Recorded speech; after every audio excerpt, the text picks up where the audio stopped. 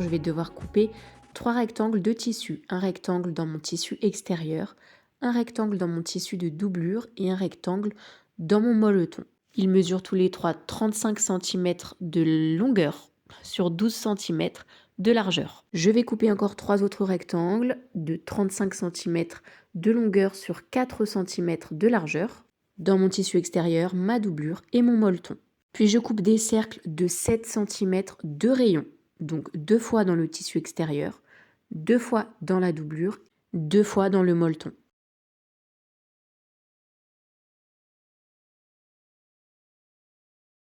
Je coupe également un rectangle, toujours dans les mêmes tissus, de 16 cm de hauteur sur 8 cm de longueur. Il vous faudra également du biais, ou alors moi j'avais pas de biais donc je l'ai fait moi-même, en coupant un rectangle de 116 cm de hauteur sur 4 cm de largeur. Et une fermeture éclair d'environ 40 cm. Je prends mon grand rectangle de tissu extérieur, donc celui qui mesure 35 cm de longueur sur 12 cm. Et je vais commencer par tracer mes lignes pour pouvoir le matelasser ensuite. Donc je vais tracer des lignes tous les 2 cm. Si vous ne savez pas comment matelasser un tissu, que vous avez besoin d'un tuto vraiment détaillé, je vous ai fait un tuto détaillé justement. Je vous mets le lien sur la vidéo. Je vais tracer également les mêmes lignes sur mon rectangle de 16 cm de hauteur. Là, je fais un matelassage vertical, donc mes lignes sont tracées verticalement. Je reproduis également la même chose sur mes 2 cercles. J'aime bien plier mon cercle en deux pour avoir vraiment le milieu, pour pouvoir tracer ma première ligne sur le milieu.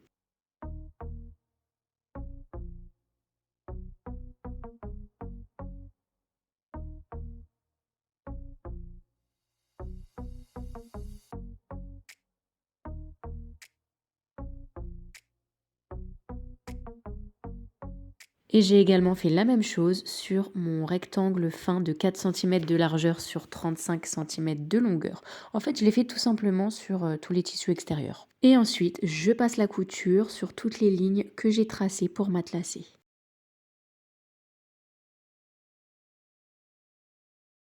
Voici tous mes empiècements extérieurs matelassés. Je prends le premier rectangle de 35 cm de longueur qui servira à faire le corps du panier ainsi que ma fermeture éclair que je viens retourner à l'envers et je la pose donc endroit contre endroit sur mon empiècement. Je prends ensuite mon rectangle pour la doublure aux mêmes dimensions que je retourne à l'envers et que je viens aligner tout en haut avec la fermeture éclair qui est donc prise en sandwich entre la doublure et le tissu extérieur. J'épingle tout le long, enfin personnellement je mets des pinces tout le long en haut et je viens faire une couture tout le long le plus proche possible de la fermeture éclair.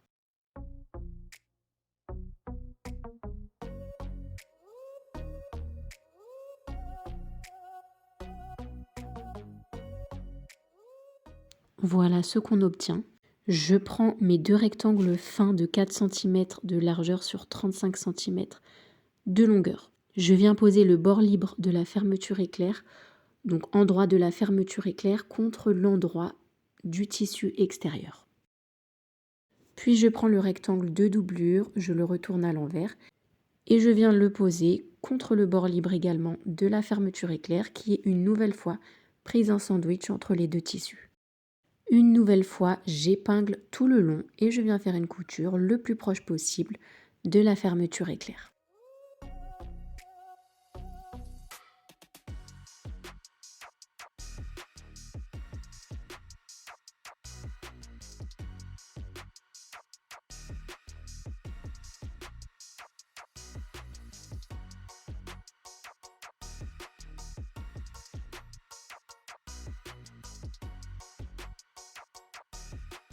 Voici ce qu'on obtient. Comme vous le voyez, on a des marges de couture qui sont gênantes à l'arrière. Donc ce que je vais faire, c'est que je vais bien plaquer mon tissu et je vais faire une surpiqûre à 2 mm de la fermeture éclair, donc au-dessus et en dessous de la fermeture éclair. Donc 2 surpiqûres qui serviront à bien plaquer les tissus.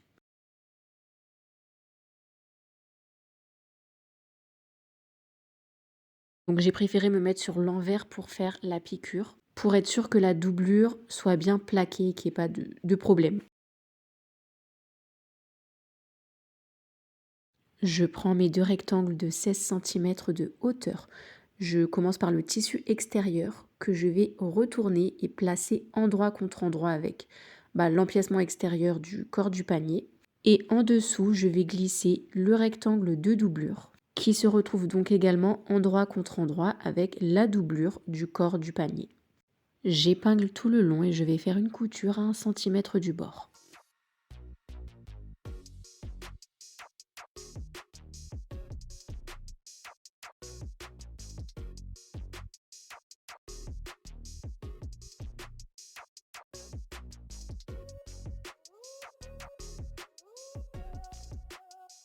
J'obtiens ça et maintenant je viens plier en deux en superposant les deux petits côtés du corps du panier.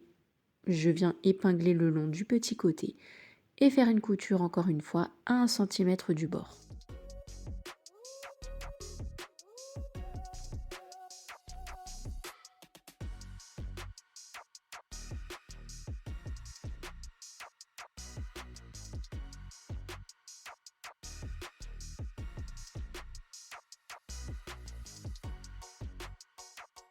Ensuite, je viens prendre le long rectangle que j'ai coupé pour faire le biais. Donc là, je vais vous montrer sur un petit bout de tissu pour que ce soit plus simple, mais je fais ça tout le long du biais. Donc ce que je fais, c'est que je vais replier les deux longs côtés pour qu'ils se rejoignent au milieu. Je passe un coup de fer à repasser.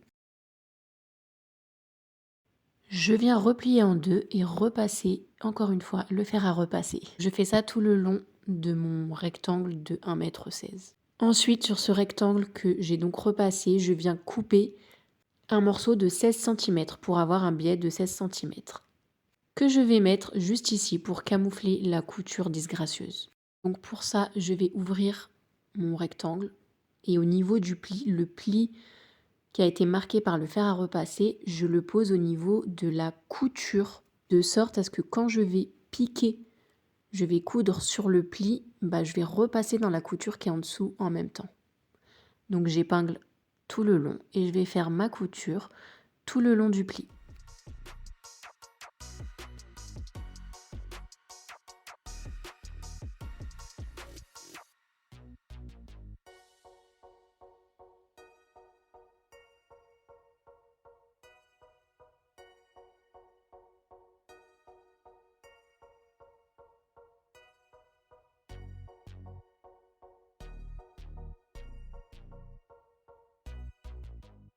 Puis je vais tout simplement replier le tissu pour recouvrir la couture.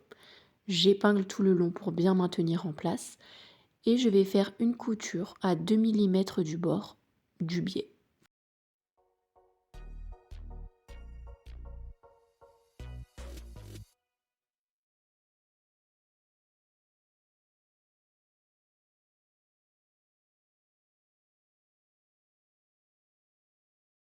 Je prends l'un de mes cercles de tissu extérieur et l'un de mes cercles de doublure.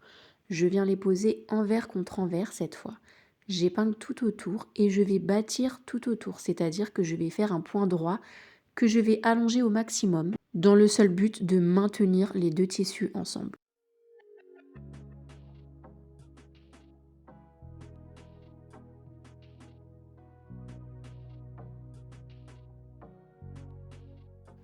Je prends le cercle que je viens de coudre ainsi que le corps du sac et le but, ça va être de les assembler de cette manière.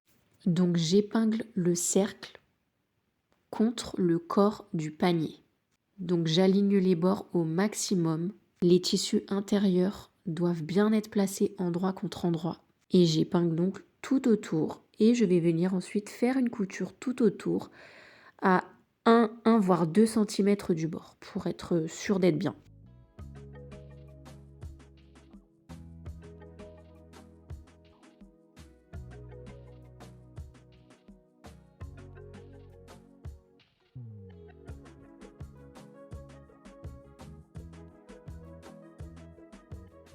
Pendant la couture, n'hésitez pas à bien prendre votre temps, on est là sur l'étape la plus délicate.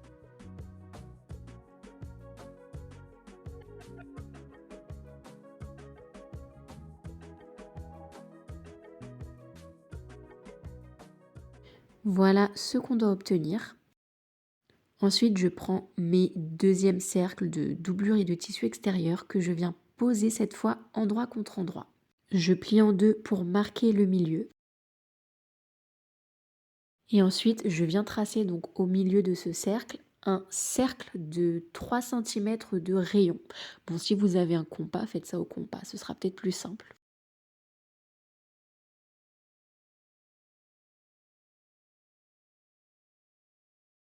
J'épingle tout autour les cercles pour bien les maintenir ensemble. Et ensuite, je vais venir couper à l'intérieur du cercle, donc à 1 cm à l'intérieur du cercle que je viens de tracer.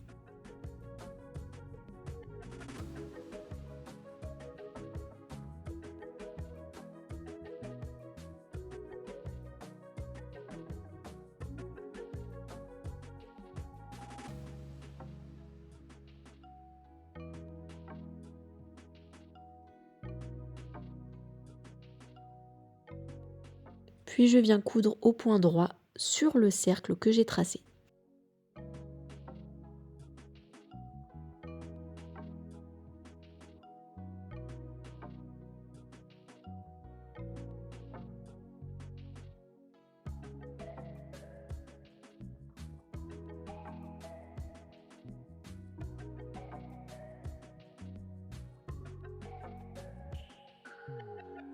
Je viens cranter tout autour du cercle tous les centimètres, c'est-à-dire que je viens couper le tissu à l'intérieur du cercle en coupant le plus proche possible de la couture, mais surtout sans couper la couture bien sûr. Et je fais ça tous les centimètres.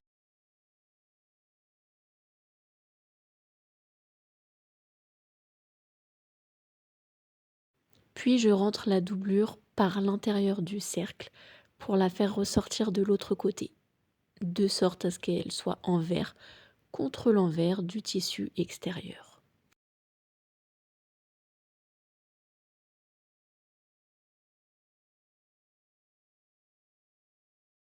J'aplatis bien, vous pouvez passer un coup de fer à repasser pour vous aider si vous le souhaitez.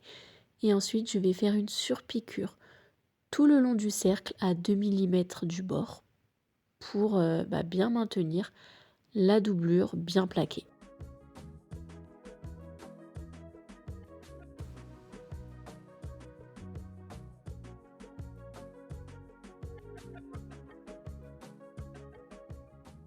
Je vais assembler mon empiècement sur le corps du panier, donc toujours les tissus extérieurs qui se retrouvent endroit contre endroit.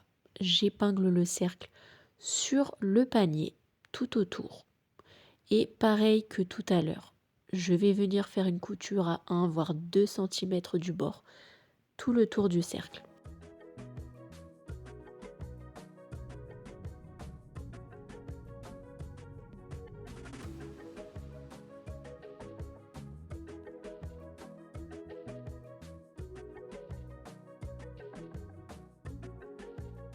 Je coupe l'excédent, que ce soit en haut ou en bas de mes cercles, pour avoir une marge de couture de seulement 5 mm.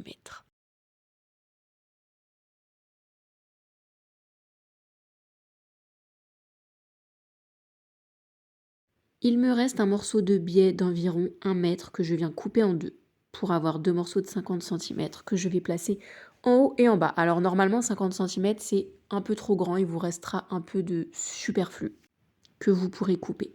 Donc je prends mon premier morceau de biais et je viens le placer de la même façon que tout à l'heure, c'est-à-dire que le pli qui est marqué, je viens le poser au niveau de la couture tout le long du cercle et j'épingle tout le long.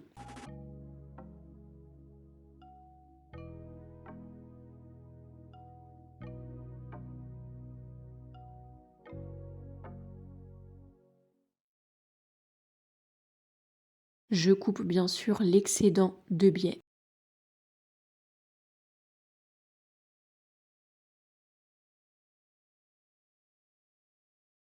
Je viens coudre tout le long au niveau du pli.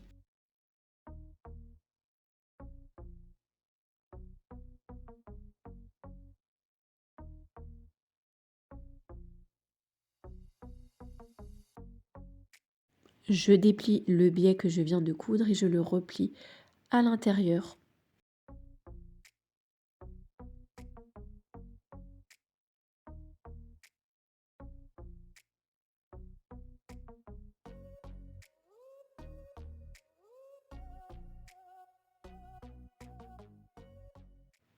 Et j'épingle comme ça tout le tour.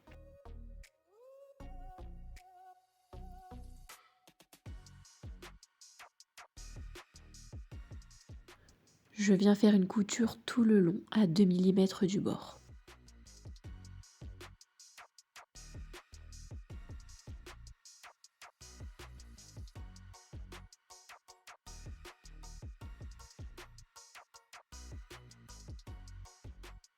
Et ensuite, je reviens faire exactement la même chose avec le dernier morceau de biais que je vais poser sur le cercle du bas. Voilà ce qu'on obtient, la couture est enfin terminée. On va pouvoir retourner le panier à l'endroit.